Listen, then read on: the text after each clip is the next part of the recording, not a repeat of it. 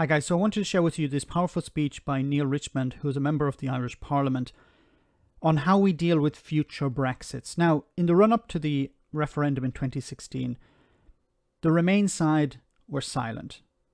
The loudest voices were the Jacob Rees-Moggs, the Boris Johnsons, the Nigel Farages. They were the people who were pushing the public into voting for a disaster, voting against their own interests. And unfortunately, on the Remain side, there was pretty much silence.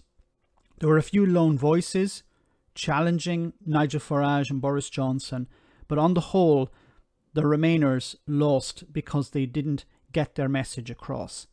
And we can't just wait until a disaster arrives and then switch on and attack the lies that are being peddled by charlatans and chancers, as you're going to hear from Neale Richmond in a moment. We need to be proactive. We need to identify the lies and counter them. As I've said before, we can't rely on the European Union to respond to these lies. We as European citizens have to do that. So I want to share this speech from Neale Richmond. When we need to talk about Europe, the best thing to do is use it as the handy punch bag. And where are the lessons with that regard? The lessons are merely across the Irish Sea. When we look at our friends and our cousins in Great Britain and what they have been left with. Over 40 years of continuous lies and misinformation about the European project has seen the UK pulled out of the European Union based on yet more lies and deceit. And even now, even though the UK have left the EU, the lies and the deceit continue. Every day you just have to pick up a particular British newspaper to see a ridiculous headline about the EU. It can be about COVID vaccines, it can be about taxation, it can be about anything. If in doubt, kick the EU. And it's a lesson for all of us, Las Corla, because it's something that we engage far too much of in this country. Because we have a remarkable opportunity here to contribute to a lengthy debate, to pull a lot of issues that are so pertinent to so many people in this country and indeed jurisdictions across the European Union and who the Europeans deal with every day. But how often do we have these debates? Once a year. How many times leading up to the Brexit process were we talking about European issues? Brexit happened and all of a sudden we had to talk about it on a daily basis because we realised that the EU and everything that emanates from Brussels, Strasbourg and Luxembourg comes across into every aspect of our life. And that's why we can't simply talk about the EU when it comes to times, be it referenda or occasional annual declarations.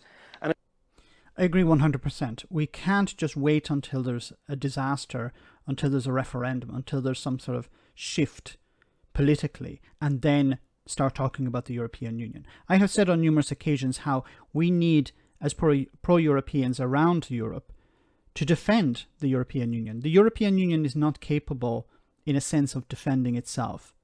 It needs its citizens to defend it. I've said on numerous occasions how the European Union invests in areas that are deprived. Politicians will tend to invest in areas where they can win votes. The politicians, and it was not just in the UK, but as Neale Richmond had said also in Ireland, but other countries around the European Union, when the politicians fail, instead of actually taking responsibility, they will blame the European Union. It's an easy scapegoat. And we have to counter that. Otherwise, we're going to see other countries leave based on lies, misinformation, being sold these lies by charlatans and crooks like Jacob Rees-Mogg, Boris Johnson and Nigel Farage. Let me know in the comment section, guys, what you think. As always, your comments are greatly appreciated. Thanks a lot. I want to say a big thank you to all of my patrons.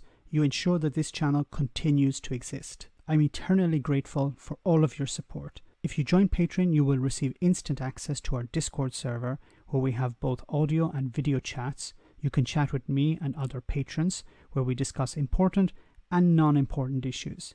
Becoming a patron per month costs about the same as a large coffee, so why not check it out?